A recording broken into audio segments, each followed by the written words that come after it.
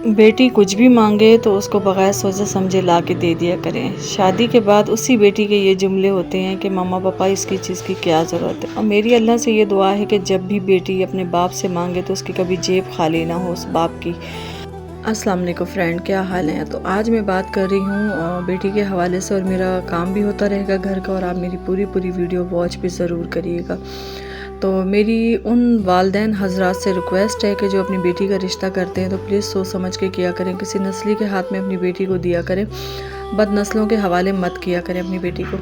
मैंने वो बेटियां देखी हैं अपने इर्द गिर्द में कि जो है ना अच्छी खासी प्यारी शक्लों सूरतों की जो बच्चियां हैं जो अपनी उम्र से ज़्यादा लगने लग जाती हैं। वो इस वजह से कि घर में जो है ना उन पे जो है रवैये सलूक हो रहे होते हैं, तानाकशी हो रही होती है, बहुएं नंदे सुना रही होती हैं उनको कि कभी जहेज़ पे बेटी सुनती है, कभी जो है वो अपने भाइयों के रवैयों पे सुन लेती है, कभी अपने घर के माहौल के ऊपर अपनी वो बेटी ससुराल में बातें सुनती है। लड़ाई भले उनकी भाभियों की या भाइयों के आपस में हो रही, लेकिन सुना बड़े हक से रहे होते हैं उसके ससुराल वाले कि तुम्हारे घर में तो ये चल रहा है, तुम्हारे घर में वो चल रहा है। तो प्लीज़ अपनी बेटी को इतनी सपोर्ट दिया करें कि ससुराल वालों का हक ना हो कि अपने जो है ना उनके मेके वालों में इंटरफेयर करें।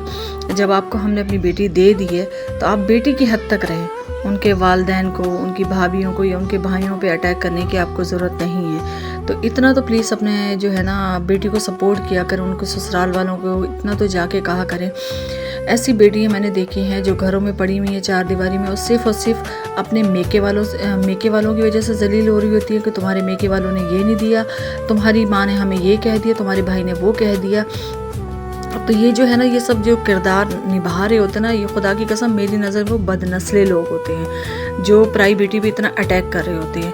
आपको उस वास्ता है उस बेटी से जिसको आप ब्याह के लाए हैं, वो तो आपके साथ सही चल रही है ना, उनके घर में क्या लड़ाई झगड़े हो रहे हैं, उनके घर में क्या हो रहा है, तो उससे आपको कोई वास्ता नहीं होना चाहिए, ठीक है ना। तो मेरी उन वालदैन से रिक्वेस्ट है कि जब आप बेटी को दें तो बस सोच समझ के दें। और मैं खुद बेटियों वाली हूँ, और इंशाल्लाह मेरी खुद की कोशिश ये हुई कि अल्लाह ने चाहा तो किसी अच्छे और नस्ली लोगों से ही अल्लाह ताला पाला डाले। आमीन सुम्मा आमीन। कुल मोमिन मुसलमान की बेटियों को अल्लाह ताला ऐसे ही लोग दे जो असली और नस्ली हों, जो उनकी कदर करें।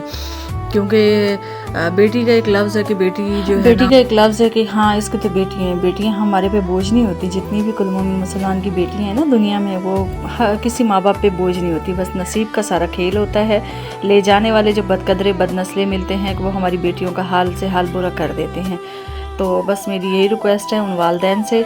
तो तभी तो हमारी बेटी पराई हो जाती है, वो तभी हमें कहती है कि मम्मा पापा इस चीज़ की क्या ज़रूरत है, आप क्यों ले आए। मतलब वो बच्ची इस घर में पलती है, बड़ी होती है, और वो एक लम्हे में पराई हो जाती है शादी के बाद। वो क्यों पराया महसूस करती है? क्योंकि हम वालदैन पराया महसूस करवाते हैं, क्योंकि हम उनको ये नहीं कहते कि बेटा हमने तुम्हारी शादी की है तो ये मत समझना कि हम पीछे हट गए। हम हमेशा तुम्हारे साथ हैं, जहाँ तुम्हारे साथ गलत होगा तो हमारे घर के दरवाजे तुम्हारे लिए खुले हैं। तो प्लीज़ अपनी बेटियों को इस तरह से सपोर्ट करें ताकि वो जो है ना घुट घुट के अपनी ज़िंदगी चार दीवारी में मत जिए, सिर्फ इस वजह से कि हमारे वालिदैन ने की है और हमने उनकी इज़्ज़त रखनी है और हमने ये सब बातें सुननी है। बेटी का कोई हक नहीं है ये सब ससुराल वालों की सुनने का, ना ससुराल वालों का हक है उस बेटी को सुनाने का। तो अपनी बेटी के सपोर्ट में इतना तो रहा करें प्लीज़, उन बेटियों के टच में रहा करें जो अपने ससुराल में ये सब जुल्म सितम सह रही हैं। तो यकीन करें जो बेटी के सपोर्ट में रहते हैं और वही बेटियां जो है ना माशाल्लाह से घर में सेट रह रही होती हैं, क्योंकि उनके ससुराल वालों को पता होता है कि इसका पीछे से मेका स्ट्रॉन्ग है, और जिसका मेका स्ट्रॉन्ग नहीं होता बाखुदा वो तो ऐसे ही पीस जाती हैं जिस तरह से मैं सिलबट्टे पे कबाब पीस रही हूँ, ठीक है। और ये हकीकत है। अच्छा, सिलबट्टे पे जो मैंने कबाब पीसे, आजकल जो है ना लोगों ने ये सिस्टम भी ख़त्म कर दिया है सिलबट्टे पे पीसने का।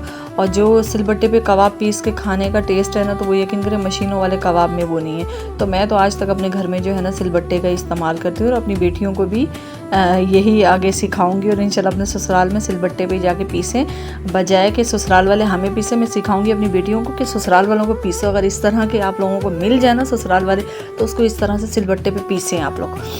तो जो है ना बस अपनी बेटियों को सपोर्ट में रहा करें, और कुछ गलत हो रहा हो तो प्लीज़ उनको जो है ना गाइड किया करें, अपनी बेटियों को जो है ना सपोर्ट किया करें, और ससुराल वालों को जुल्म सितम मत सहने दें। ठीक है, क्योंकि हमने अपनी बेटी दी है, जुल्म सितम सहने की मशीन नहीं दी उन लोगों को, ससुराल वालों को, ठीक है ना, अपनी बेटी को सिर्फ इतना कहा करो। तो ये जो मेरी सिस्टर जो हैं वो मुल्तान जा रही हैं कल, तो कबाब की मैं अभी से तैयारी कर रही हूँ। रमज़ान शरीफ भी जैसे कि आने वाले हैं, 2 दिन रह गए बस रमज़ान शरीफ में, जो है ये उनके रमज़ान शरीफ के लिए भी मैं कुछ फ्रीज़ करके रख दूँगी, और 5-6 जो है वो मेरी सिस्टर सफ़र में लेके जाएंगी, तो उनको भी मैं फ्राई करके दे दूँगी कल। लेकिन और मेरी सिस्टर ने कहा मैकरोनी भी बना लीजिएगा कल, तो मैंने कहा चले मैं कल मैकरोनी भी उसके लिए बना दूँगी और कबाब भी मैं फ्राई कर दूँगी। मेरी बेटी आई थी और कहने की मम्मा मुझे भी ना 2-3 कबाब फ्राई करके दे दें, तो मैंने कहा चलें उनके लिए मैं 3-4 कबाब फ्राई कर रही हूँ, बाकी जो है ना वो मैं फ्रीज़ कर दूँगी रमज़ान शरीफ में इंशाल्लाह, फिर मैं अपने बच्चों को निकाल के खिलाऊँगी। बस 2 दिन रह गए हैं रमज़ान पाक में, और अल्लाह ताला खुशियों भरा बरकतों वाला रमज़ान शरीफ कुल मोमिन मुसलमान के घर में है। मेरा व्लॉग अच्छा लगा हो तो मुझे ज़रूर बताइएगा, मेरी गुफ्तगू पसंद आई हो तो लाजमी बताइएगा।